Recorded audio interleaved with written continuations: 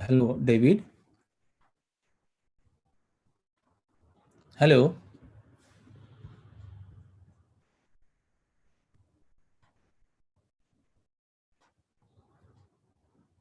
Mubina.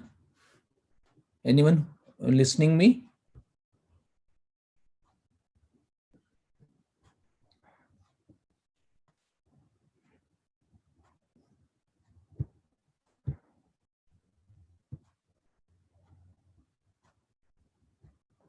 Hello.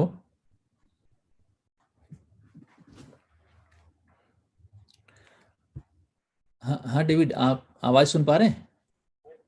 हाँ लेकिन अच्छा, लेकिन मुझे वो मुझे मेरा वो इनपुट नहीं मिल रहा है। मतलब मुझे वीडियो दिख नहीं रहा। अच्छा, okay okay. So should I start? Okay okay, thank you.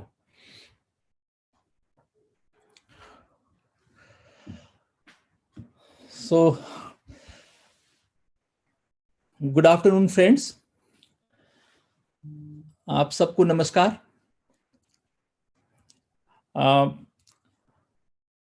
The other song की तरफ से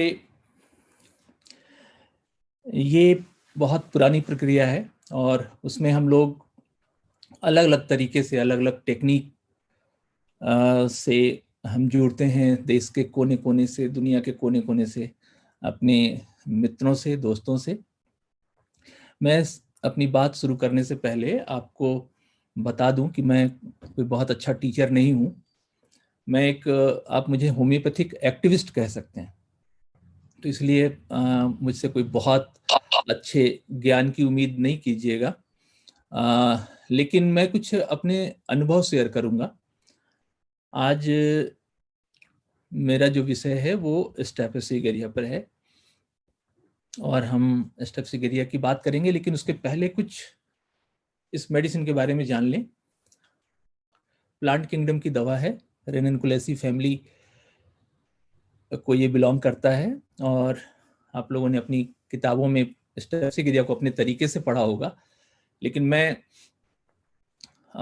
जो मेरे मास्टर्स हैं, मेरे फ्रेंड्स हैं, उनसे जो मैंने सीखा है, मैं उसको आपसे शेयर करना चाहता हूँ।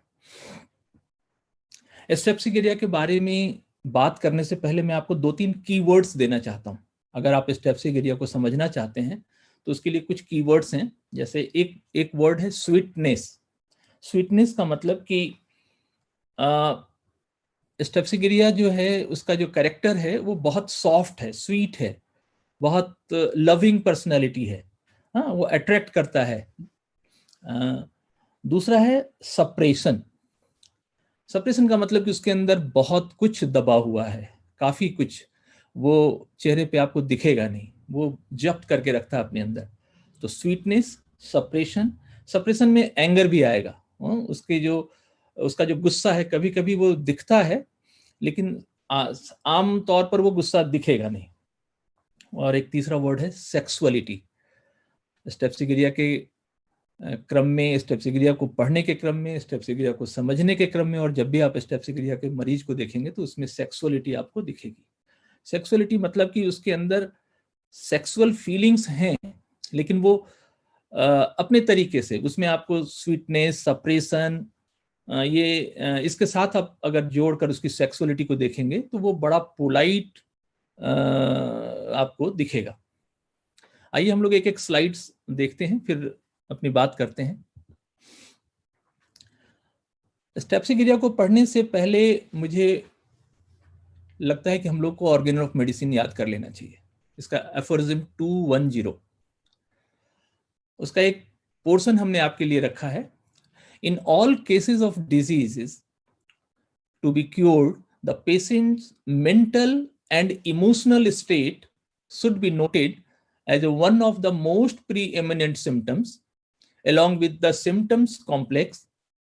If one want to record a true image of the disease in order to be able to successfully cure it homeopathically. मैं मेटेरिया मेडिका को या होम्योपैथिक मेडिसिन को इसी नजरिए से पढ़ता हूँ। इसलिए आप इसमें देखें कि मेंटल, इमोशनल, आप इसको ध्यान में रखेंगे। और होम्योपैथी का जो पूरा एक उसकी जो पूरी दुनिया है, होम्योपैथी को समझने का जो एक पूरा कॉन्सेप्ट है, वो इसी 2 वर्ड से गुजरता है। स्टेप्सिगिरिया का रोगी बहुत संवेदनशील होता है, एक्सट्रीमली सेंसिटिव होता है, सेंसिटिव मॉर्बिडली। इसलिए वो अपनी भावनाओं को अपने अंदर ही दबा कर रखता है। अभी मैं आपसे बता रहा था, क्योंकि वह अति संवेदनशील है, इसलिए वह उतनी ही तीव्रता से प्रतिक्रिया करता है। Abrupt, rough, harsh. कभी कभी जब उसकी प्रतिक्रिया आप देखेंगे तो उसमें आपको उसका माइल्डनेस नहीं दिखेगा, वो कुछ भी किसी भी तरह से वो रिएक्ट कर सकता है। वह जल्द ही आक्रोश में आ जाता है, इजीली ऑफेंडेड, क्योंकि वह अन्याय बर्दाश्त नहीं कर सकता। Injustice can not support. अपने जीवन में अन्याय को देखते देखते वह कभी कभी इतना आक्रोश से भर जाता है कि अचानक से विस्फोट कर देता है, throwing things around persons at offended हो।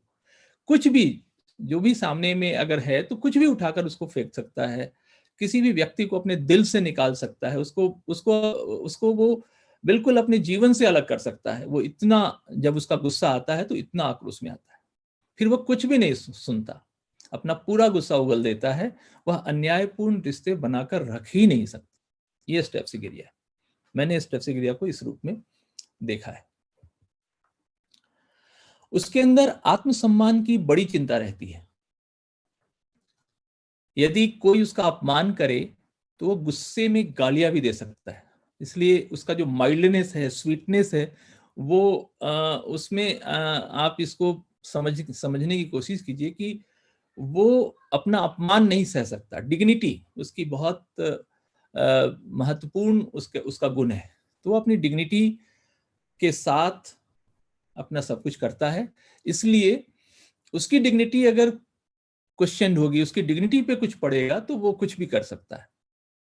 वो गालियां भी दे सकता है, ऐसे लोगों से वो रिश्ता भी खत्म कर सकता है। तो इसमें आपको रूब्रिक्स मिलेंगे। Dignity, delusion, insulted he is, ये हम इस सेंस में देखते हैं। वह ऐसा कोई भी रिश्ता नहीं रख सकता जहां पर ईमानदारी नहीं है, ऑनेस्ट। वैसे वह काफी कोशिश करता है कि रिश्ता बना रहे, परंतु जब अन्याय या झूठ हद से बढ़ जाता है तो वह रिश्ते खत्म कर देता है। Throwing things around persons at offended who, ये पहले भी आपको मैंने बताया कि जब भी कुछ उसको ऐसा दिखता है कि उसकी डिग्निटी अफेक्ट हो रही है, उसके व्यक्तित्व पर असर पड़ रहा है, तो वो उस चीज को तुरंत खत्म करने में देर नहीं करता। ये स्टेप्सिगिरिया है।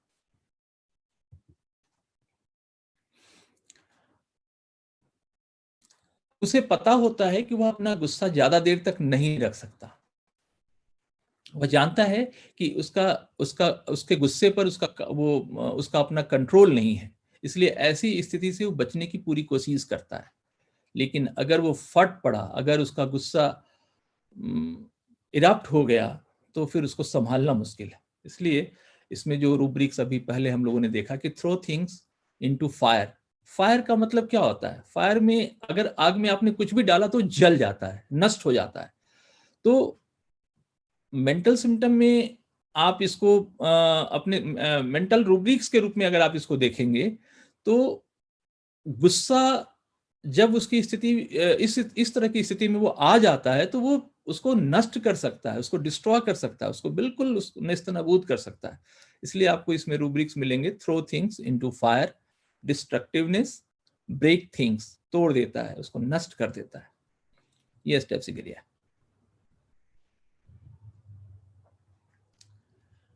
अभी मैंने आपको बताया कि वह हमेशा अपने मान सम्मान का ज्यादा ख्याल रखता है। वह ऐसी कोई बात नहीं करता जिससे उसकी डिग्निटी पर असर आए। उसके अपमान की छोटी सी घटना भी उसे काफी चोट पहुंचाती है। डॉक्टर फाटक की मिट्रिया मेडिका में एक वाक्य है, डॉक्टर शंकरन ने भी अपनी किताब में इसका जिक्र किया है। A great indignation about things done by others or by himself gives about the consequences.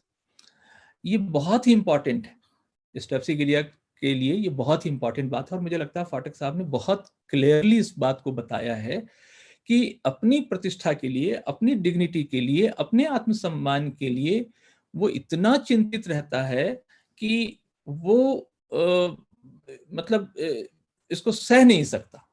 इसलिए आप स्टेप्सिगेरिया में देखेंगे कि उसकी डिग्निटी उसके साथ चलती है।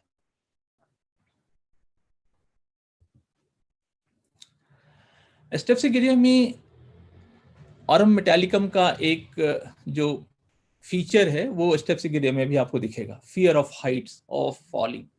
वह शर्मिंदगी और उल्लंघना सह लेगा लेकिन उसका जवाब नहीं देगा, क्योंकि इससे उसकी इज्जत चली जाएगी।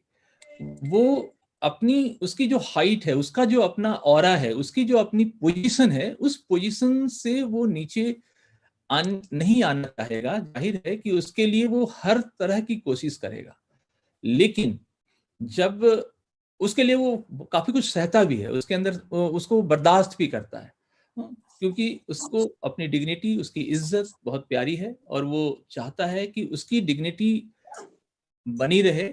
इसलिए वो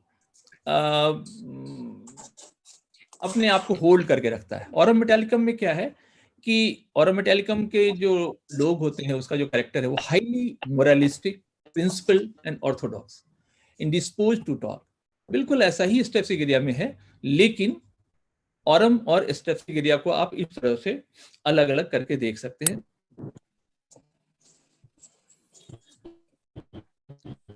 हाँ, एक ऐसी स्थिति आती है, ऐसे व्यक्ति को लगे कि उसे बहुत ज्यादा बर्दाश्त कर लिया है, फिर वो अपना नियंत्रण खोने लगता।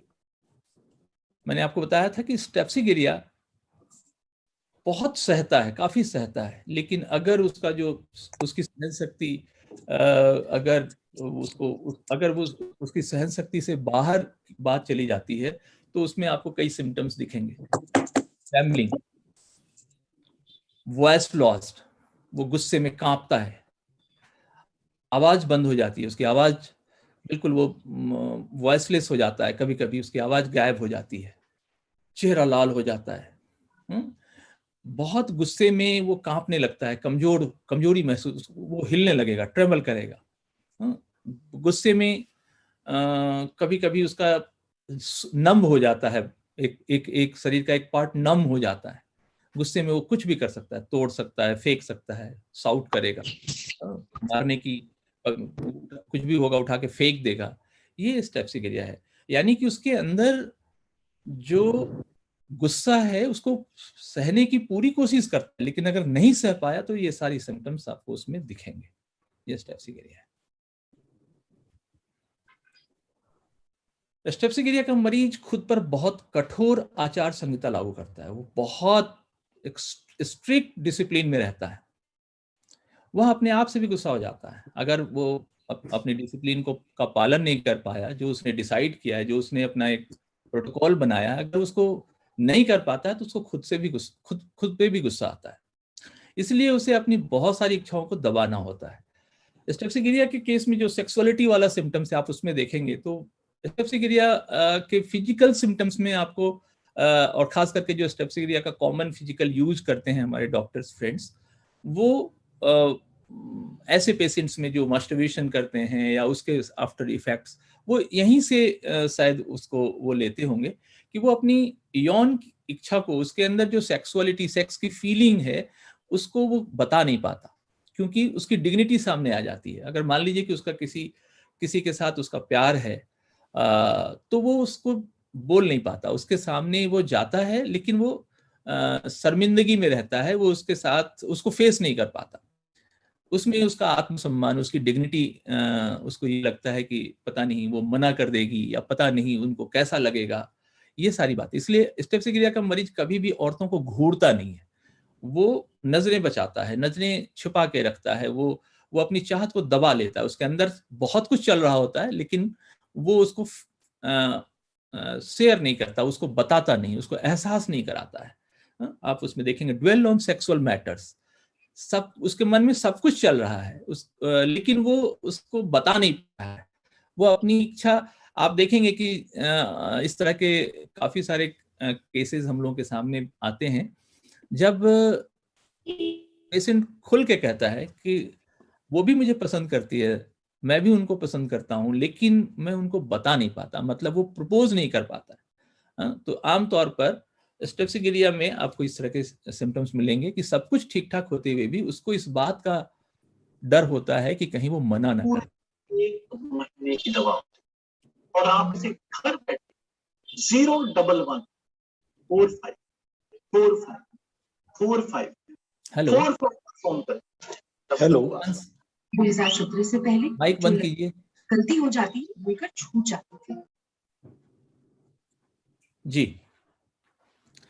इसके अलावे स्टेप्सिगिरिया के पेशेंट में हस्त मैथुन की प्रवृत्ति पाई जाती है। अभी आपको मैंने बताया कि फिजिकल बेसिस पर जो भी स्टेप्सिगिरिया के प्रेस्क्राइबर हैं वो खास करके पेशेंट्स के मास्टरबेशन के सिचुएशंस में इस दवा को प्रेस्क्राइब करते हैं, और बहुत फ्रिक्वेंटली यूज भी होता है जहां पर फिजिकल सिम्टम्स के बेसिस पर इस दवा को लोग प्रिस्क्राइब करते हैं।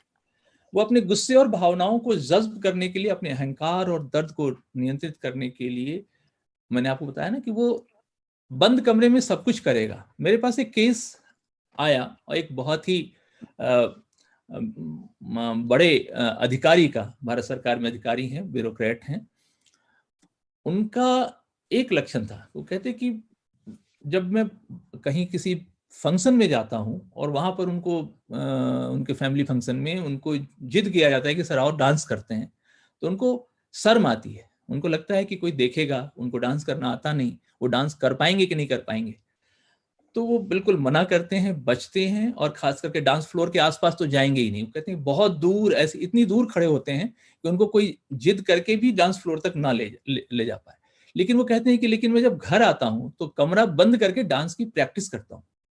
वो दिखाना नहीं चाहते, उनके अंदर भावना है लेकिन वो उसको बता नहीं सकते पब्लिकली, क्योंकि उनकी डिग्निटी उनके सामने आ जाती है। तो यौनिकता के दायरे में व्यक्ति अपने सम्मान और प्रतिष्ठा को लेकर इतना ज्यादा इन्वॉल्व है, इतना ज्यादा कंसर्न है कि वह उसको खुले में जाहिर नहीं कर पाता। नतीजा ये होता है कि वो फिर उसको जो एक्साइटमेंट है उसको, तो वो कुछ उस समय अपने एक्साइटमेंट को शांत करने के लिए फिर वो मास्टरबेशन करता है। रूब्रिक है elements from embarrassment and sexual minded. तो उसकी जो फीलिंग है, उसकी जो भावनाएं हैं, उसको वो पब्लिकली अगर जाहिर नहीं कर पाता है तो उसको फिर बंद कमरे में वो जाहिर करता है।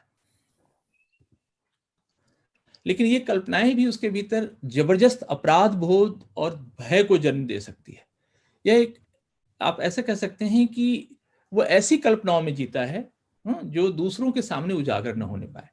उसमें अपने इर्द गिर्द सम्मान प्रतिष्ठा का जो एक उसने एक अलग से एक आवरण खड़ा किया है, उसने एक अपनी एक अपना एक इस तरह का उसने माहौल बनाया हुआ है जिसमें निकल के जा मेरे कमरे से फटाफट, जा यहाँ से।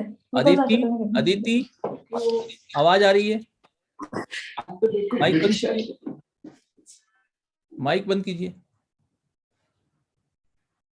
ओके। इसके चलते वो बहुत जबरदस्त उत्तेजना और घबराहट पैदा होती है, एक किस्म की स्नायुविक उत्तेजना कि जैसे कोई उसके पीछे खड़ा है, इसलिए वो लगातार पीछे मुड़ मुड़ कर देखता रहता है। अगर वो कहीं चल भी रहा होता है तो वो अपने दाएं बाएं बहुत कॉन्शियस रहता है। खुद को एक आदर्श नियंत्रण में रखने की आवश्यकता और क्षमता से कहीं ज्यादा उसको जो जीने की इच्छा है वो स्टेप्सिगिरिया के साइकोसिफिलिटिक मियाज्म को दर्शाती है। डॉक्टर शंकरन साहब ने भी अपनी किताब में इसको साइकोसिफिलिटिक मियाज्म, बाद में उसको कैंसर मियाज्म में रखा है। तो ये उसका हर चीज को गुप्त रखने का एक जो तरीका है वो उसको उसका साइकोटिक पहलू दिखाता है, और इसी आशंका में कि वो दूसरे को कहीं उसकी कमजोरियों का पता न चल जाए, जैसे उसके अंदर जो इम्बैलेंस है, अंदर जो चल रहा है वो दूसरे को जाहिर न हो जाए, इसलिए वो उसको छिपा कर रखता है। स्टेप्सिगिरिया का एक प्रमुख कारक अत्यधिक संवेदनशीलता है, जो उसकी जो सेंसिटिविटी है और उसका जो रिएक्शंस है, ये एक महत्वपूर्ण कैरेक्टर है स्टेप्सिगिरिया में, दोनों ही भावनात्मक और भौतिक स्तर पर। आप स्टेप्सिगिरिया को दोनों ही लेवल पे देखेंगे, दोनों ही जगह ये जो उसकी सेंसिटिविटी है वो साफ दिखती है। अगर आपने ऐसे व्यक्ति की कमजोर नस पर हाथ रख दिया, यानी कि उसके सम्मान, प्रतिष्ठा या आत्मसम्मान पर, तो तुरंत तीव्र प्रतिक्रिया देगा, भले ही वो मतलब किसी भी रूप में हो। केंट लिखते हैं कि a man insulted by someone beneath his station could not react outwardly, went home sick, weak and trembling.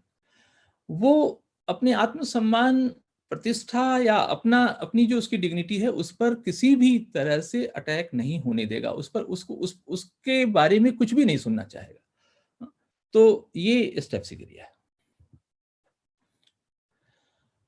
शारीरिक स्तर पर भी स्टेप्सिगिरिया का संकेत एक बेहद दर्दनाक सर्जिकल, जैसे सर्जरी करते हैं ना, ऑपरेशन के समय जो पेन होता है सर्जिकल ऑपरेशन में, या फिर जैसे आप इसके टिथ रिलेटेड सिम्टम्स में आप देखेंगे जो उसका दर्द होता है, एकदम शार्प कटिंग, एक चीरा लगाने जैसा एकदम शार्प, जैसे लग रहा है कि कोई काट रहा हो, इस तरह का दर्द है। डॉक्टर फाटक की रिपर्टरी में यह इकलौती दवा है। तो इस जो रूब्रिक है सेंसिटिव मॉर्बिडली, इसके अलावा अपनी अनुभूतियों को ढकने, जो उसकी फीलिंग्स है उसको ढकने के लिए, अब जैसे वार्ड्स के केस में या ट्यूमर्स के केस में या लाइपोमा वगैरह के केस में जहां हम स्टेप्सिगिरिया देते हैं, वहां पर भी उसको वो ढकने, उसको वो दिखाना नहीं चाहेगा, वो उसको ढक के रखना चाहेगा। नेक वगैरह पे अक्सर स्टाइज के केस में या वार्ड्स के केस में लोग, मैंने कई ऐसे लोगों को देखा है, एक पॉलिटिकल लीडर्स जो बिना कॉलर का वो कुर्ता पहनते थे, बाद में उन्होंने उसमें कॉलर लगवाया, कॉलर वाले कुर्ते पहनने लगे। तो उन्होंने बताया कि साहब यहाँ बहुत सारे वार्ड्स हो गए हैं, वो बड़ा बुरा लगता है उसको, कैसे लोग पब्लिक मीटिंग्स में मैं जाता हूँ तो लोग नोटिस करते हैं, इसलिए उन्होंने अब फुल नेक का कुर्ता पहनते हैं। तो यह संवेदना सिर्फ पौधों में ही पाई जाती है। इतनी जो सेंसिटिविटी है, ये शंकरन सर का कंट्रीब्यूशन है कि वो प्लांट किंगडम की जो दवाइयां होती हैं उनमें आपको इस तरह की संवेदनशीलता दिखेगी। मेटालिक ग्रुप की दवाओं में नहीं दिखे, जैसे जो एनिमल किंगडम का है उसमें एक क्या बोलते हैं उसको, एक क्रुएलिटी दिखेगी। मिनरल किंगडम में हार्डनिंग, बहुत हार्ड मिनरल किंगडम की जो दवाइयां हैं उसमें जो कैरेक्टर आपको मिलेगा उसमें कठोरता दिखेगी। एनिमल किंगडम की दवाओं में आपको कॉम्पिटिटिवनेस दिखेगा, वायलेंस दिखेगा। तो वो इस स्टेप्सिगिरिया जो कि प्लांट किंगडम की दवा है, तो उसमें आपको ये संवेदना दिखेगी। डॉक्टर शंकरन के समझाने का ये भी एक नायाब तरीका है, उससे भी हम स्टेप्सिगिरिया को बहुत बेहतर तरीके से समझ सकते हैं। स्टेप्सिगिरिया में प्लैटिनम की प्रवृत्ति नहीं होती, वह बाहर से अहंकारी नहीं होता। प्लैटिनम के अंदर जो हॉटीनेस है वो स्टेप्सिगिरिया में नहीं होता है, और ना ही वो किसी वो और स्टेप्सिगिरिया काल्पनिक नहीं है। ये लोग, स्टेप्सिगिरिया का जो पेशेंट है आपको बहुत पोलाइट, संकोची, बहुत ही काम, शांत दिखने वाला होता है, लेकिन उसकी मौजूदगी में आप महसूस करेंगे कि वो जहां भी होगा वो चाहेगा कि उसका सम्मान हो। वो बोलेगा नहीं, लेकिन वो अंदर से चाहेगा कि लोग उसको सम्मानित करें।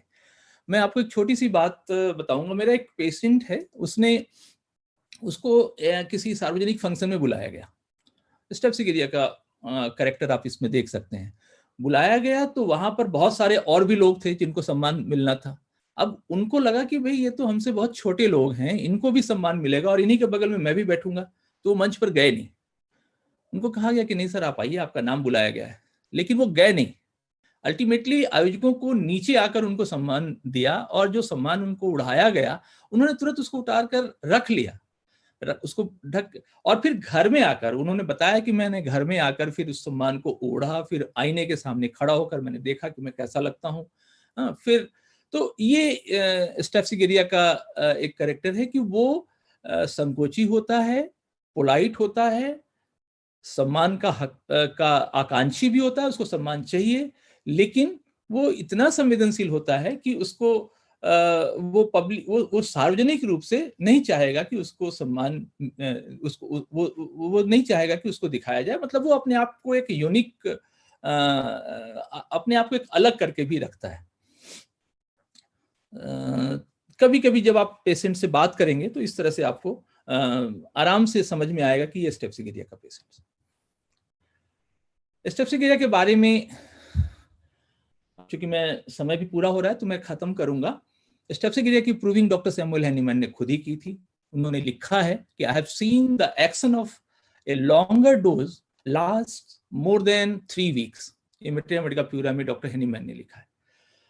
डॉक्टर हैनीमैन के साथ ये सब नाम हैं, क्यूबिस, फ्रेंच, ग्रॉस, गुटमैन, हार्टमैन, ये सब हैनीमैन के कॉन्टेम्पररी लोग हैं। हायरलिन, इन सब लोगों ने मिलकर और भी कई सारे लोगों ने मिलकर स्टेप्सिगिरिया की प्रूविंग में अपना योगदान दिया था। इसके अलावे बहुत सारी चीजें हैं, मैं सारी चीजें कवर नहीं कर पाया हूं, लेकिन मैंने स्टेप्सिगिरिया को जिस तरह से समझने की कोशिश की है मैंने आपके सामने रखा। मुझे उम्मीद है कि स्टेप्सिगिरिया के बारे में एक हल्की सी इमेज आपके दिमाग में जरूर बनी होगी। इसी के साथ मैं आप सबका शुक्रिया अदा करता हूं, खास करके टीओएस का, मुबीना का, और भी जितने भी हमारे इस प्रोजेक्ट से जुड़े लोग हैं टीओएस के, आप सबका बहुत बहुत शुक्रिया। और खास करके जितने भी पार्टिसिपेंट्स आपने मुझे सुना, आपका बहुत बहुत धन्यवाद। Thank you very much.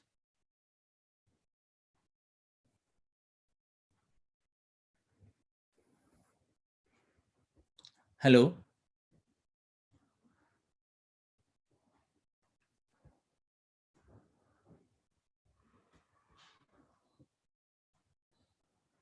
Okay